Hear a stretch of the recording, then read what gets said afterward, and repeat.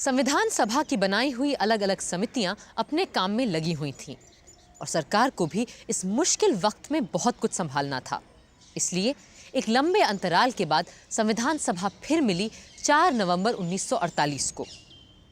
पर इस बीच हुई एक घटना ने सबको हिला दिया था, राष्ट्रपिता महात्मा गांधी की हत्या।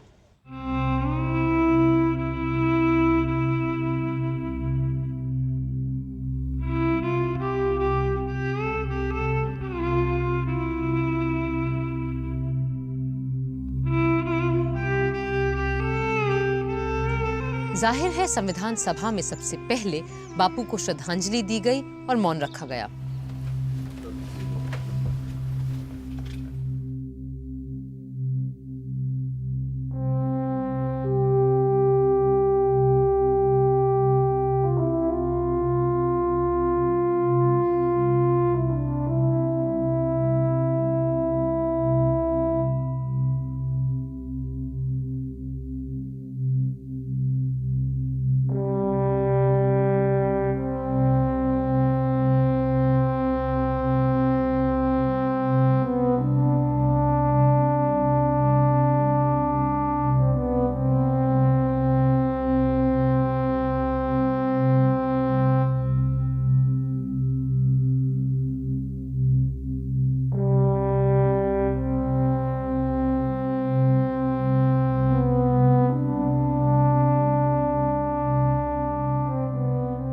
अजीब इत्तेफाक ये था कि इसी बीच कायदे आजम जिन्ना साहब भी नहीं रहे थे।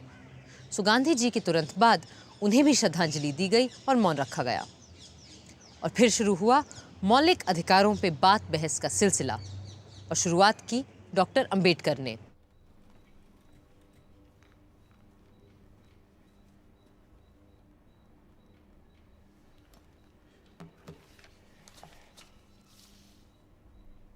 The most criticized part of the draft constitution is that which relates to the fundamental rights.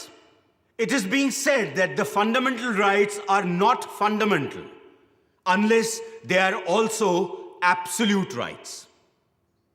In the first place, this criticism seeks to distinguish fundamental rights from non-fundamental rights, which is not sound.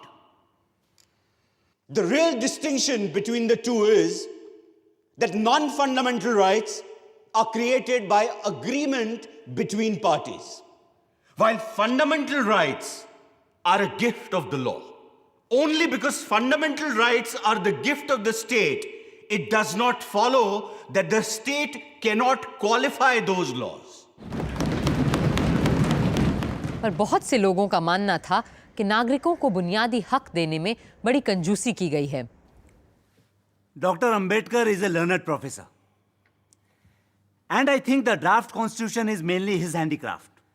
I want to ask him why the fundamental rights, if indeed they are fundamental. Why are they being qualified by putting so many provisos? Either state the fundamental rights clearly, frankly, or omit the whole chapter from the constitution and let the future governments frame the fundamental rights according to the needs of the time.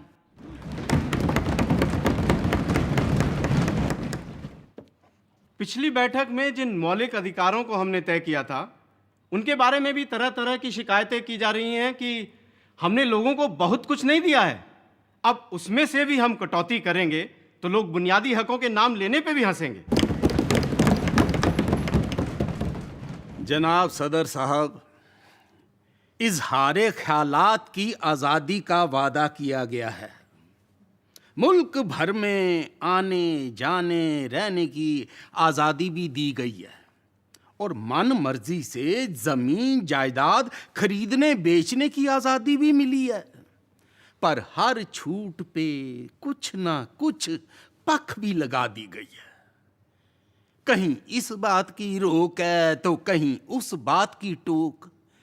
इस सारी रोक टोक की वजह से इस शानदार आइन की शान पे बट्टा लग गया।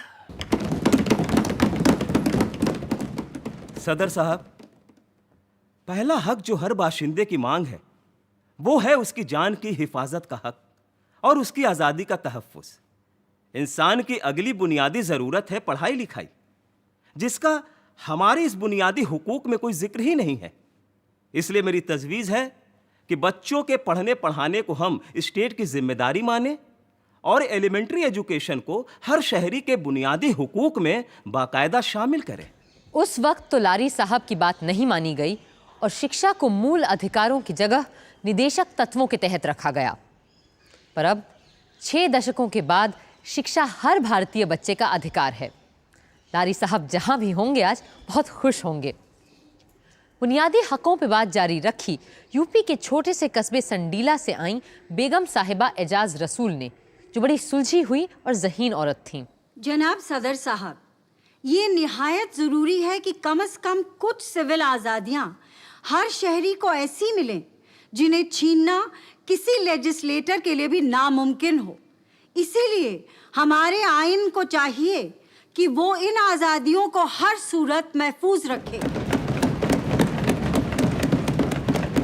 मेरे तई ये निहायत ज़रूरी है कि कोई ऐसी कमेटी या एजेंसी बनाई जाए जो इस बात पर नज़र रखे कि जो फंडामेंटल राइट्स हमने दिए हैं और जो डायरेक्टिव प्रिंसिपल्स हमने तय किए हैं, उन मंसूबों को सारे सूबों में लागू किया जा रहा है या नहीं। बहुतों ने मूल अधिकारों की तारीफ की तो बहुतों ने उन पर सवाल भी उठाए। शायद यही तो लोकतंत्र का मर्म है।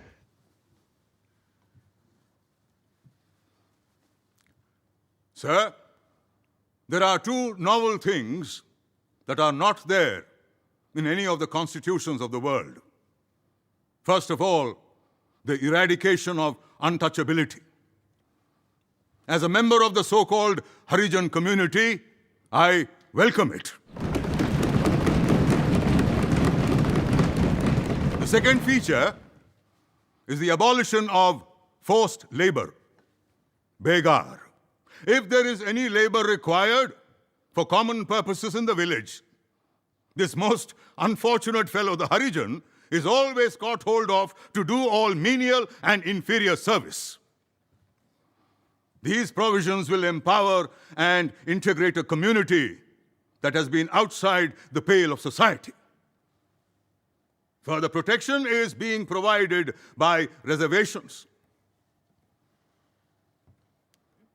There are certain sections of people who say that no reservation is required, but all those who have seen the unfortunate plight of my community feel that reservation must be there, as already accepted by the Minorities Committee and also approved by this august assembly. Sir. Shri Mahavir त्यागी हर मसले पर बहुत अलग विचार रखते थे, यहाँ तक कि मूल अधिकारों में माइनॉरिटीज के स्पेशल राइट्स और रिजर्वेशन पर भी। शेड्यूल कास्ट को माइनॉरिटी कहना और मानना बिल्कुल गलत है। वो माइनॉरिटी है ही नहीं, सिर्फ इसलिए कि मर्दमशुमारी में चंद गरीब तबकों की जातियों को एक साथ गिन लिया गया, वो शेड्यूल माइनॉरिटी बनने की बात करने लगे हैं। ये माइनॉरिटी सिर्फ कागजी माइनॉरिटी है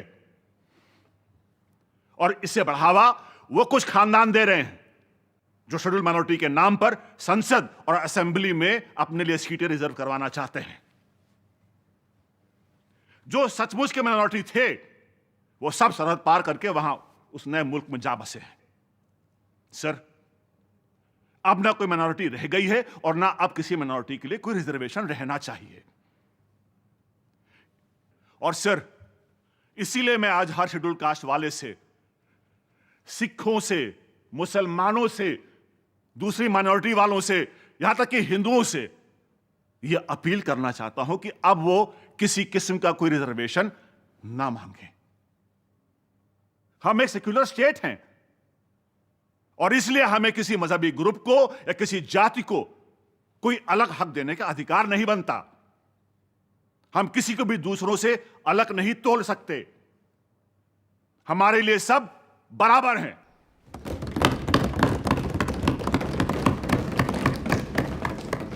सदस्यों की शंकाओं को सुलझाने और सवालों का जवाब देने खड़े हुए ड्राफ्टिंग कमेटी के सम्मानित सदस्य श्री अल्लाड़ी कृष्णस्वामी अय्यर, जो बीमारी के कारण अक्सर बैठकर बात किया करते थे।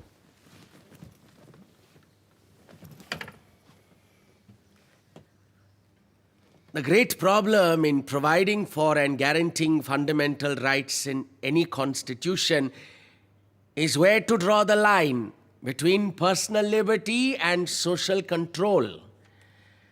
True liberty can flourish only in a well-ordered state, and when the foundations of the state are not imperiled. The problem of minorities has been solved by common agreement in a manner satisfactory to the various parties concerned, and the draft constitution merely seeks to give effect to the agreement reached.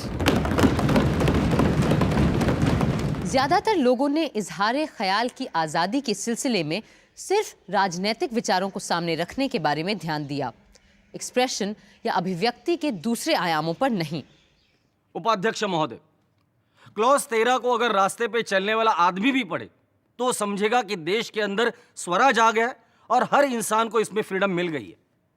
मगर आगे चलकर sub clause 2, 3, 4, 5 और 6 को वो पढ़े तो वो समझ लेगा कि देश के अंदर अभी स्वराज नहीं आया है। इस हाउस के बहुत सारे सदस्य जानते हैं कि सन 1941 में फ्रीडम ऑफ स्पीच और एक्सप्रेशन के लिए महात्मा गांधी जी के नेतृत्व में हम लोगों ने व्यक्तिगत सत्याग्रह किया था और इस देश के हजारों नहीं लाखों लोगों को जेल के अंदर सड़ना पड़ा था। उस समय हम ये सोच रहे थे कि जब हमारा राज आएगा तो इस देश के हर नागरिक को फ्रीडम ऑफ स्पीच और एक्सप्रेशन मिलेगी। मैं आपको बताना चाहता हूं कि प्रांतीय सरकारों ने अभी बहुत से कानून बनाए हैं कि लोग आपस में बातचीत नहीं कर सकते और 5 या 7 आदमी इकट्ठा नहीं हो सकते, और जैसा ये क्लॉज इस समय है उसी तरह से अगर पास हो गया तो सब समाप्त हो जाएगा। वहीं सेठ दामोदर स्वरूप ने प्रेस की आजादी की बात भी उठाई। सर, यह आर्टिकल जिस तरह यहां आया है उसे बड़ी गड़बड़ तरह से लिखा गया है। एक बात जिसका यहां कोई जिक्र ही नहीं है वो है प्रेस की आजादी। मेरे ख्याल से महोदय यह तर्क दिया जाएगा कि प्रेस की आजादी भी क्लॉज ए में ही निहित है, जिसमें बोलने और अभिव्यक्ति की आजादी की बात कही गई है। पर महोदय, मेरा कहना है कि आज का युग अखबार का युग है। प्रेस प्रतिदिन शक्तिशाली होता जा रहा है, इसलिए यह आवश्यक है कि हम प्रेस की आजादी की बात अपने संविधान में साफ साफ और अलग से लिखें। सिर्फ प्रेस ही नहीं, आज टीवी और इंटरनेट में भी इजहार ख्याल की आज़ादी पर सवाल उठते रहते हैं। संविधान बनाते समय ही कॉन्स्टिट्यूशन को बनाने की लंबी प्रक्रिया के बारे में शंकर्स वीकली में छपे एक कार्टून को लेकर अभी हाल ही में कुछ लोगों ने अभिव्यक्ति की आज़ादी पर प्रश्न चिन्ह लगा दिए। हालांकि तभी प्रोफेसर के.टी. शाह जैसे विद्वान ने किसी भी माध्यम में अभिव्यक्ति की आज़ादी को सुरक्षित रखने की तरफ सबका ध्यान आकर्षित किया था। I beg to move that citizens shall have right to freedom of speech and expression, of thought and worship, of press and publication. Sir, मुझे नहीं पता कि बोलने की स्वतंत्रता को अभिव्यक्ति की स्वतंत्रता से अलग क्यों रखा गया है। मेरे विचार में तो बोलने और अभिव्यक्ति की आज़ादी एक दूसरे के बराबर की चीज़ें हैं। हाँ, पर शायद ऐसा इसलिए किया गया हो कि अभिव्यक्ति के दायरे में तस्वीरें और अन्य कला माध्यमों की चीज़ें भी आ जाती हैं जो शब्दों से अलग और बढ़कर हैं। पूरी बहस का जवाब देने खड़े हुए doctor Ambedkar. It has been said that the fundamental rights do not speak of the freedom of the press. In my judgment, the press has no special rights which cannot be exercised by the citizen in his individual capacity. The editor of a press or manager are all citizens, and therefore, when they choose to write in newspapers, they are merely exercising their right of expression. And in my judgment, therefore, no special mention is necessary for freedom of the press at all. अगर अधिकतर लोग आम आदमी की सोच रहे थे, तो कुछ लोग आदमी से ज्यादा औरतों की सोच रहे थे, और शायद जरूरत से भी ज्यादा। Sir, a lot has been said about common man. But in the draft constitution, there is no mention of women. I think the peculiar composition of the drafting committee, which consisted of people who have no domestic relations with women, made them nervous about touching on that point. Sir, from my experience as a parliamentarian and a man of the world, I think it would be wise to provide for a woman's constituency. If you give them a special constituency, they can have their scramble and fight among themselves without coming into the general constituency. Otherwise, we may at times feel weak and yield in their favor and give them seats which they are not entitled to. Chaudhary साहब को लगा था कि औरतें उनका मजाक चुपचाप सह लेंगी, पर शायद उन्होंने नए भारत की नई महिला को ठीक से समझा नहीं था। Sir, the last speaker, Shri Rohini Kumar Chaudhary, the erstwhile champion and defender of women, who is against removing their social disabilities, spoke about special electorates for women. And in spite of the chivalry of the previous speaker, Indian women will not tolerate any such reservation in the Constitution.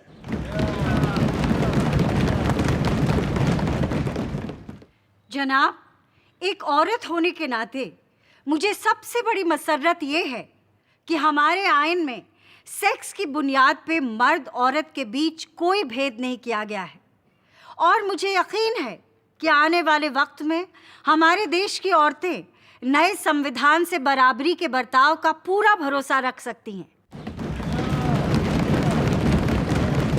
आज 6 दशकों बाद औरतें आरक्षण की मांग कर रही हैं, क्योंकि हमारे सदनों में महिला सांसदों की तादाद औरतों की आबादी के अनुपात में ना के बराबर है।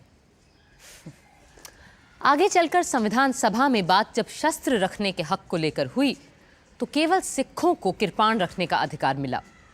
फौरन दूसरे लोगों ने अपने अपने रिवाजों की दुहाई देते हुए शस्त्र रखने के हक को मूल अधिकारों के तौर पर मांगा।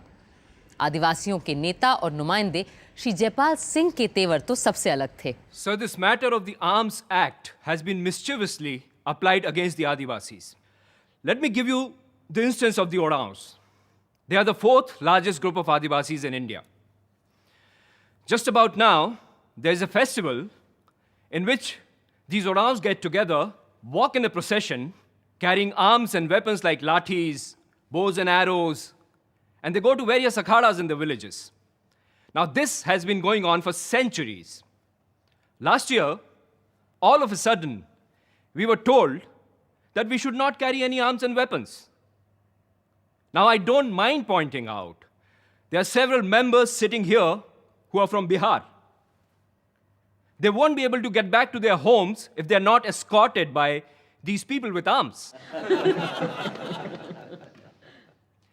Every 7 years, it is the custom in Chota Nagpur, during festivals like Era Sindra and Jani Shikhar, Adivasi women get together, dress as men, and hunt in the jungles.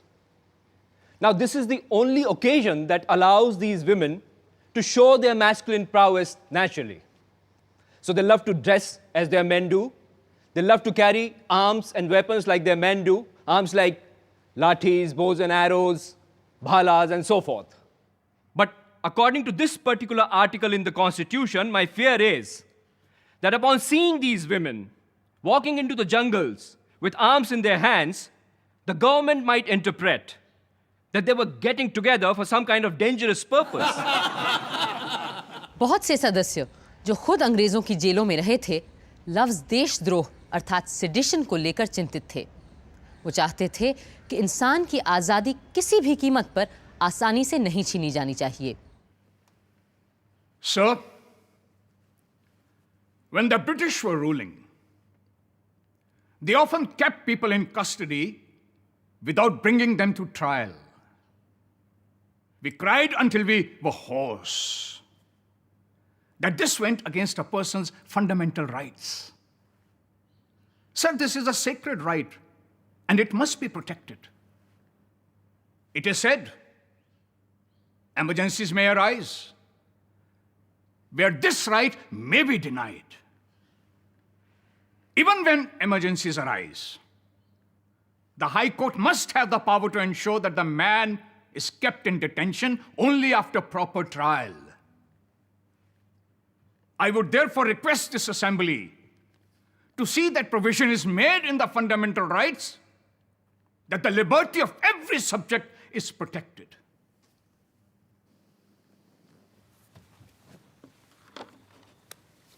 महोदय, हमारे यहाँ जो फौजदारी कानून है, उस कानून में दफा 124A कब लगाई गई थी, उसका मैं यहाँ के माननीय सदस्यों को स्मरण दिलाना चाहता हूँ। उन्हें याद होगा कि वह दफा लोकमान्य बाल गंगाधर तिलक को सजा देने के लिए खास तौर से बनाई गई थी। मुझे यहाँ पे कुछ व्यक्तिगत बातें याद आ जाती हैं। मेरे परदादा को सोने का एक कमरपट्टा मिला था, हीरों से जड़ा हुआ। उसको सन 1857 में अंग्रेज सरकार को मदद देने के लिए दिया था और उस पर लिखा था, in recognition of his services during the mutiny in 1857। मैंने 1930 के सत्याग्रह में अपने भाषण में कहा था कि मेरे परदादा ने जिस सरकार को स्थापित करने के लिए सहायता देकर पाप किया था, उस पाप का प्रायश्चित उनके पड़पोते ने उस सरकार को उखाड़ने का प्रयत्न करके किया है।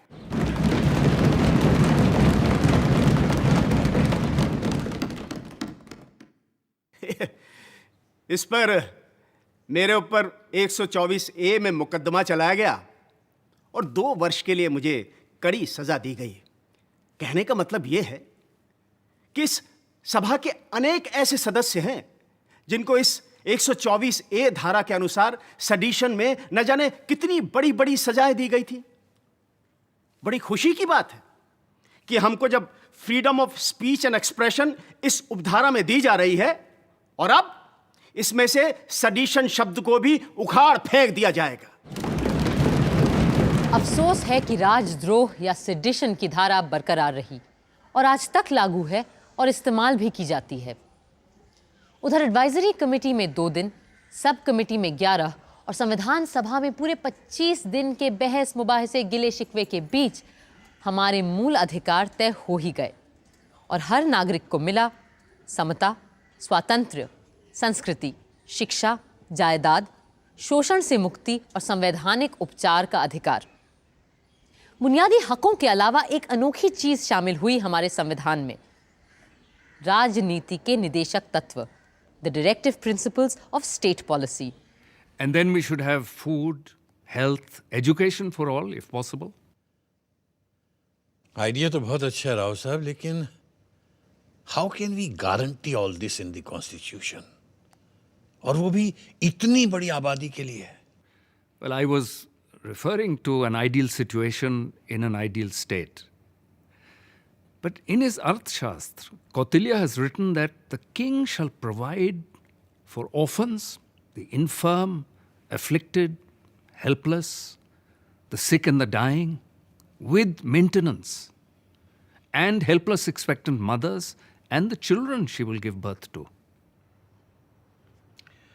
हो सकता है हमारे बिहार में चाणक्य के ज़माने में ये सब पॉसिबल रहा हो, लेकिन अच्छा, suppose we can not provide what we promised, then what? उसके लिए क्या सजा तजवीज़ करेंगे आप? Well, the question of punishment will only arise when we make these ideas into fundamental rights, which a court of law can decide on. But at least by incorporating these into directive principles, we can set ourselves up a dream destination which one day we will want to arrive at. And therefore it is my belief that future governments will find directive principles of state policy necessary. The idea is excellent. बल्कि इस तरह से हम उस वादे को भी पूरा कर पाएंगे जो 1928 की ऑल पार्टी कॉन्फ्रेंस में हमने लोगों से किया था, जिसमें हर शख्स को हेल्थ, एजुकेशन और काम प्रोवाइड करने के साथ साथ हर जच्चा बच्चा और बीमार की देखभाल करने का वादा भी किया गया था। लेकिन राव साहब, अपनी सब कमेटी के मेंबरान को ये सारी बात समझाने के लिए you will have to prepare a note like you always do. Absolutely sir, I will. और यूं तय होने शुरू हुए राज्य नीति के निदेशक तत्व, the directive principles of state policy, यानी वो अधिकार जो भले न्यायालय के द्वारा लागू नहीं करवाए जा सकते, पर जो देश के शासन में मूलभूत हैं और जिनको लागू करवाना राज्य का कर्तव्य होना चाहिए। The principles set forth here are intended for the general guidance of the legislatures and the government of India. The application of these shall be the care of the state and shall not be cognizable by any court of law. The Union and all its units thereof shall direct its policies towards securing that all citizens, men and women, shall have adequate means of livelihood, equal pay for equal work, that all workers, children, and women shall not be abused and exploited because of economic necessity, that the ownership and control of material resources of the community are so distributed as best to subserve the common good. और हर मजदूर को, वो चाहे कारखाने में काम करता हो या खेत खलिहान में, इतना रोजगार तो मिलना ही चाहिए कि वो अपना जीवन यापन कर सके और ढंग की जिंदगी जी सके, जहां उसे समाज और संस्कृति से जुड़ने की फुर्सत भी मिले। और ये कि विवाह सिर्फ औरत और मर्द दोनों की हामी से ही हो और वैवाहिक जीवन में दोनों की बराबरी की मर्जी चले और दोनों के समान अधिकार हों। ये शायद संभव न हो पाए क्योंकि हमारा समाज अभी इतना विकसित नहीं है कि the directive principles of state policy एक कुतुबनुमा की तरह हमें बताते रहते हैं कि देश और समाज को आदर्श रूप से किस दिशा में जाना चाहिए। इन दिशा निर्देशों पर भी बहुत सोचा संविधान सभा के सदस्यों ने। The state shall make no discrimination against any citizen on grounds of religion, race, caste, and language. And what about sex? What sex? Gender. I want the word sex also to be included here. असमानता हटाने की बात करते वक्त आप लोग औरत और मर्द के बीच की असमानता हटाने की बात करना क्यों भूल जाते हैं? Then we can say that no discrimination shall be made on grounds of religion, race, caste, language, and sex. But discrimination for women means discrimination against men, isn't it? But how? Suppose you have a park solely for women, which is paid for by public funds, then it will be considered illegal if you say no discrimination shall be made on ground of sex. Yes. For example, we cannot make a tank only for Muslims. It will be illegal because it discriminates on grounds of religion. आप ये कहना चाह रहे हैं कि कल से सिर्फ औरतों के लिए पार्क, तालाब, घाट, कुएं सब बंद कर दिए जाएंगे? If we have to provide for women some separate institutions, then the use of the word sex in this clause would make it difficult. तो फिर हटा दीजिए इसे। पर कम से कम हम औरतों के लिए अलग संस्थाएं, घूमने फिरने, उठने बैठने की जगह है तो रहने दीजिए। जायदाद और अपनी मर्जी से शादी के मसले में तो आप पहले से ही हमारे हक छीन चुके हैं। और तो और विवाह में मर्द और औरत दोनों की सहमति जरूरी हो, मेरी इस तजवीज़ को भी आप लोगों ने ताक पर रख दिया है। You have removed my clause on the right to marriage by mutual consent. आखिर औरतों को चाहिए क्या? अगर आप लोगों को मर्दों से बराबरी चाहिए तो वो तो अब सब बराबर हैं ही। अब आपको बराबरी भी चाहिए और ऊपर से खास अधिकार भी चाहिए। मेरी तो समझ में नहीं आता कि आखिर औरतों को चाहिए क्या। I, for one, do not complain about their attitude. I agree with your attitude, madam. Thank you. If you allow us to change this clause to read as follows. The state shall make no discrimination on grounds of religion, race, caste, and language, provided that nothing contained in this clause shall prevent separate provisions being made for women and children. I have no objection to that. Then, shall we accept this clause as amended? Accept.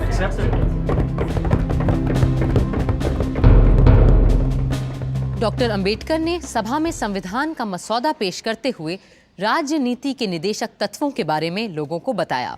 In the draft constitution, the fundamental rights are followed by what are called the directive principles. It is a novel feature in a constitution framed for parliamentary democracy.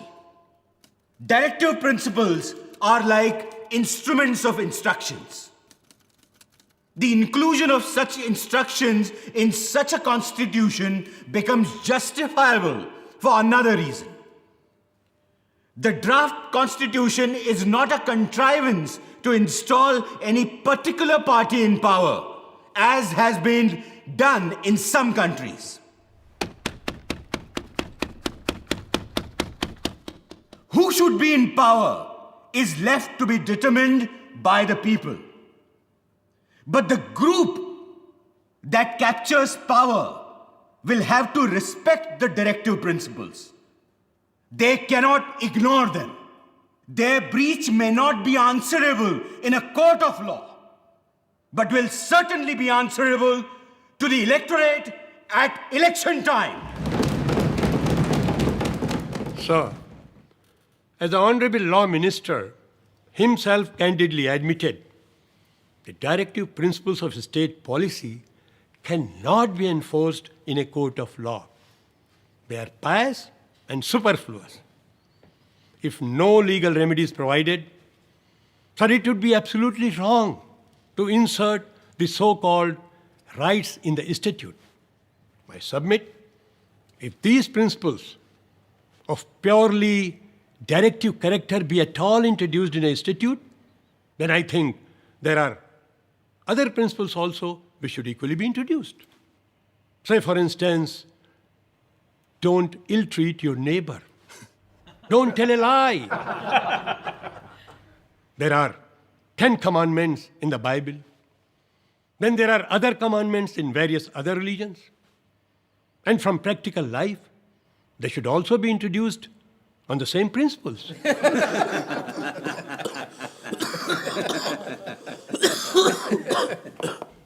नज़ीरुद्दीन Ahmad साहब जैसे लोग जहां directive principles को पूरी तरह खारिज कर रहे थे, वहीं ऐसे लोग भी थे जो इन्हें बड़ी गंभीरता से ले रहे थे। और जैसे जैसे संविधान अपना स्वरूप लेता गया, डायरेक्टिव प्रिंसिपल्स को लेकर लोगों के ख्यालात बदलते गए, साफ होते गए।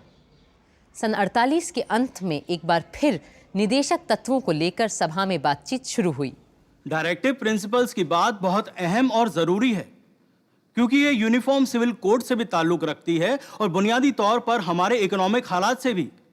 डॉक्टर अंबेडकर ने अपनी किताब में खुद लिखा है कि इन उसूलों को हमारे आइन में बुनियादी हुकूक का दर्जा मिलना चाहिए और इन्हें 10 वर्षों के अंदर अंदर लागू करवाने के लिए मुकम्मल इंतजामात होने चाहिए। इसके लिए यह भी ज़रूरी है कि लफ्ज़ directive principles of state policy को काट कर उसकी जगह पर हमें fundamental principles of state policy का दर्जा दिया जाना चाहिए। Sir, Sardar Patel gave the title to these rights as Fundamental Principles of Governance. I should like to know from Dr. Ambedkar, why have they made a departure and changed the title to Directive Principles of the State Policy? Sir, the word directive is necessary and important because it is to be understood as giving certain direction to the future executive to show in what manner they have to exercise the power which they will have of legislature and executive. Kamat साहब का अनुमोदन तो पास नहीं हुआ, पर श्री अनंत सयनम अयंगार, जो इतना बोलते थे कि लोग उन्हें अनंत वचनम कहते थे, उन्होंने सवालों की झड़ी लगा दी। Mr. Chairman, sir, it is said that the state should, within a period of 10 years, introduce free compulsory education. Let us assume that the state does not do so then. Can any court of law enforce it? Against whom? In case a decree is granted by court of law, who will carry it out? If the government does not carry it out, can the High Court or Supreme Court enforce it? Is it open to the Supreme Court to change such a government? With its authority, can it imprison all the ministers and bring in a new set of ministers? In the nature of thing, these are only directive and cannot be justiciable rights at all. कई सदस्य चाहते थे कि directive principles को हमें अधिक धार देनी चाहिए। सर, इस अनुच्छेद की शुरुआत में ही साफ लिखा है कि इन आदर्शों को लागू करवाने को लेकर आप अदालत के सामने नहीं जा सकते। बिना किसी को ठेस पहुंचाए मैं कहूंगा कि इस तरह की बात से न अदालत को संविधान की फिक्र होगी, न एग्जीक्यूटिव को इसकी चिंता। और जब इन्हें सहूलियत हुई तो वो इन बातों को लागू करेंगे, वरना भूल जाएंगे। It looks to me like a cheque on a bank, payable when able. That is only if the resources at the bank permit.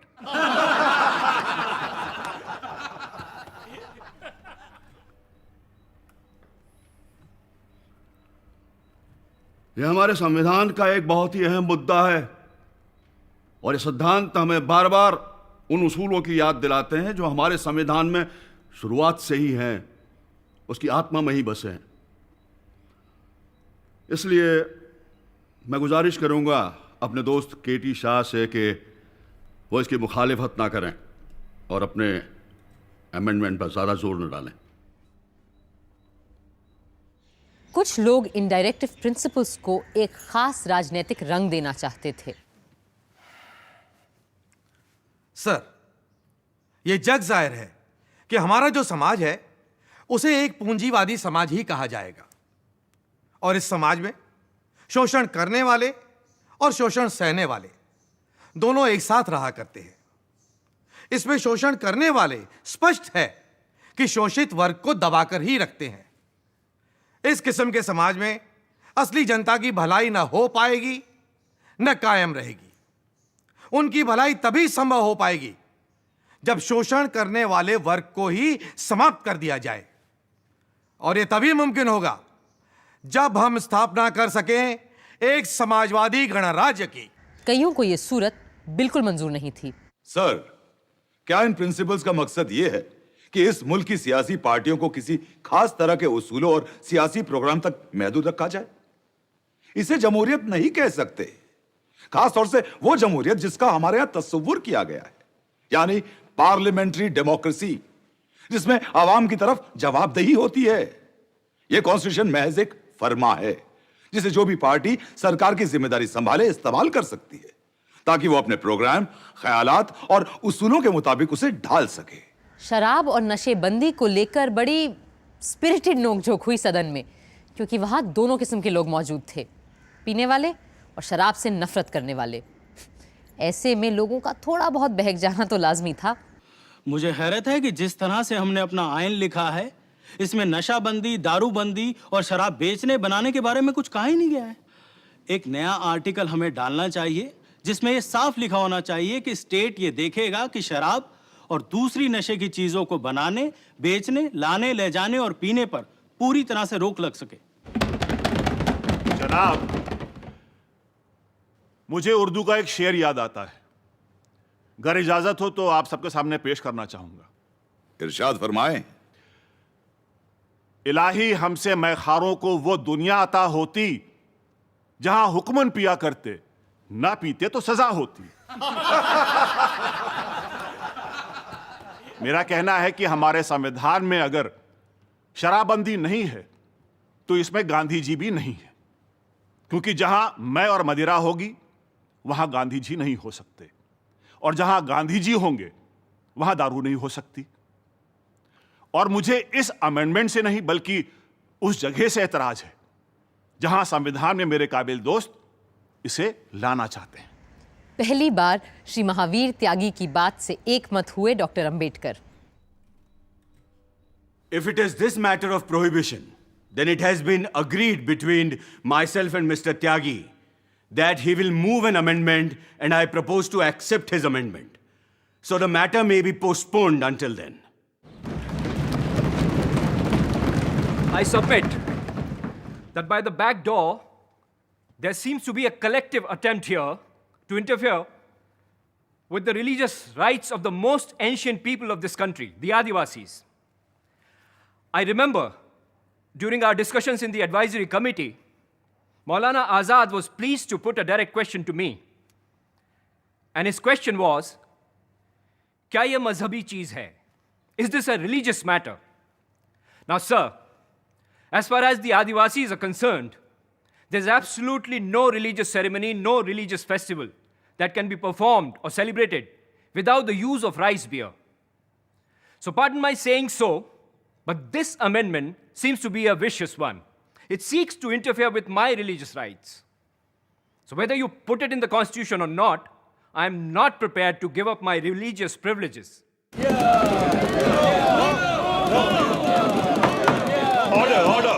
पर इन सब बातों के बीच एक बड़ी अजीबोगरीब आवाज उठ खड़ी हुई। उड़ीसा से आए थे श्री लक्ष्मी नारायण साहू। माननीय उप प्रधान जी, पहले श्री जयपाल सिंह जी ने जो फरमाया है कि आदिवासियों में ये ड्रिंक बहुत चलती है, तो वो तो ठीक है, लेकिन सबसे पहले मैं एक बात कहना चाहूँगा कि आदिवासी जो ड्रिंक करते हैं वो दूसरे तरीके की होती है। वो तो हम लोगों के उड़ीसा में एक वृक्ष है जिसका नाम सलब है, उसका ड्रिंक थोड़ा सा धीमा करता है लेकिन उनको पागल नहीं बनाता। अब जिस दिन से इस हिंदुस्तान में, जैसा माननीय केशव चंद्र सेन ने कहा है, the two great gifts of Britishers to India are on the one hand the Bible and in the other hand the bottle. Shri Jaipal Singh जैसे लोग जो रिलीजियस फ्रीडम की बात करते हैं वो ऐसा मत कहें। हमारे देश में सती की रिलीजियस फ्रीडम थी, वो आज कहाँ चली गई? हमारे आदिवासियों में ह्यूमन सेक्रीफाइस जायज़ थी, लेकिन आज वो बुरी प्रथा मिट गई। आज गवर्नमेंट हमें ह्यूमन सेक्रीफाइस नहीं करने देती, और जो आदमी स्कूल में पढ़ने जाए उसे दारू नहीं पीनी चाहिए, क्योंकि पढ़ना और दारू पीना दोनों अलग अलग करना चाहिए। जो आदमी पढ़ता है वो दारू नहीं पीता। डॉक्टर अंबेडकर को ही पीने वालों और न पीने वालों में बीच बचाव करना पड़ा। Even though a state may apply its own law regarding prohibition in any part of the country, it has no right to make it applicable to tribal areas without the consent of their district and regional councils. गो रक्षा को लेकर बहुत से सदस्य बड़े बेचैन और उत्तेजित थे, और जब पंडित ठाकुर दास ने प्रस्ताव रखा कि दूध देने वाली गायों और उनके बछड़ों के वध का निषेध होना चाहिए, तो सेठ गोविंद दास फौरन उछल गए। महोदय, पंडित ठाकुरदास यह चाहते हैं कि गायों का और दूसरे उपयोगी जानवरों का वध निषेध हो।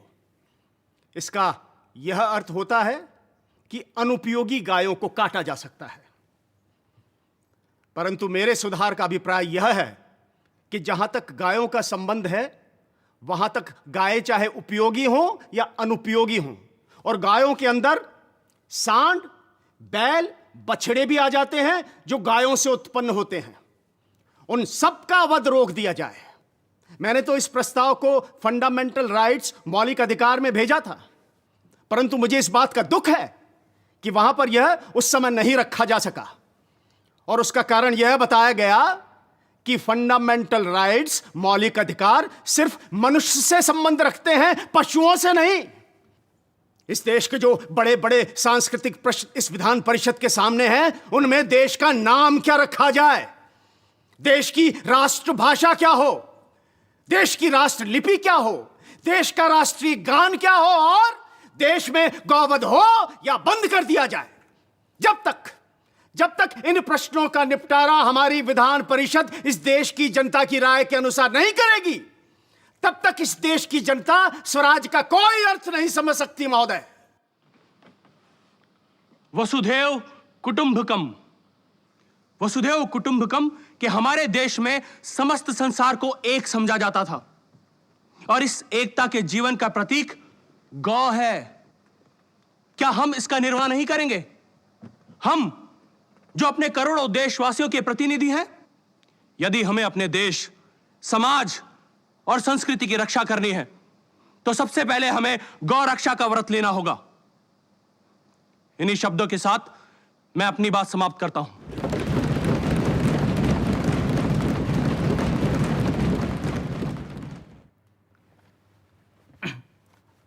महोदय, कुछ लोग मेरे पास आए और बोले आप गायों को बचाना चाहते हैं और चाहते हैं कि गौ रक्षा को संविधान के मौलिक अधिकारों में शामिल किया जाए। तो ये मौलिक अधिकार इंसानों का अधिकार होगा या गायों का संवैधानिक अधिकार माना जाएगा? मैंने उन्हें जवाब दिया और कहा, मान लो कि बात अगर गाय की नहीं तुम्हारी मां को बचाने की होती तो तुम उसे किसका मौलिक अधिकार कहते? वो तेरी मां का अधिकार होता या तेरा? बोलो।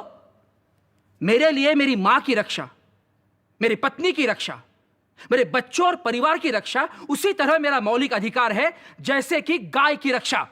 किंतु प्रोफेसर के.टी. शाह जैसे धीर गंभीर लोग किसी एक छोटे से नुक्ते को लेकर नहीं बल्कि देश की बड़ी तस्वीर को लेकर चिंतित थे। सर, इंडिया को एक सोशलिस्ट संघ कहना कतई सही नहीं होगा। मुझे तो लगता है कि हम और चाहे कुछ भी हों, सोशलिस्ट यानी समाजवादी तो है ही नहीं। सर, ऐसे लोग भी हैं जो सोशलिज्म के सामाजिक न्याय से वाकिफ हैं और जानते हैं कि आने वाला कल समाजवाद का युग होगा और केवल समाजवाद ही इंसान और इंसान के बीच बराबरी का रिश्ता कायम कर सकता है। सर, केवल समाजवादी एक ऐसी व्यवस्था है जिसमें मनुष्य को उसके नैसर्गिक अधिकार मिलेंगे और हर आदमी दूसरे के बराबर होगा और हमारे जीवन से वो सारी झूठी बाधाएं, रिवाज, रस्में, कानून सब खत्म हो जाएंगे जिनमें चंद लोगों के फायदे के लिए इंसान ने खुद अपने आप को जकड़ रखा है। डॉक्टर अंबेडकर को फिर एक बार ड्राफ्टिंग कमेटी की बात और इरादे सबको समझाने पड़े। Article 31 deals with directive principles of state policy. It says, the state shall in particular direct its policy towards securing, 1, that the citizens, men and women, equally have the right to an adequate means of livelihood.